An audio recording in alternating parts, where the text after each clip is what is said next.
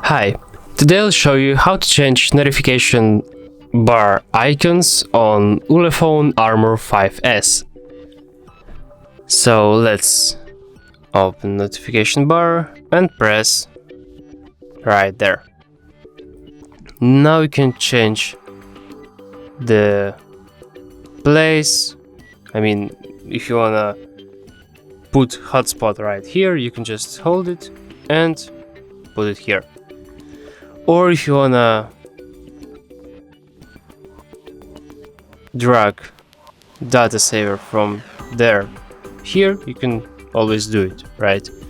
And now you can find your data saver just right here.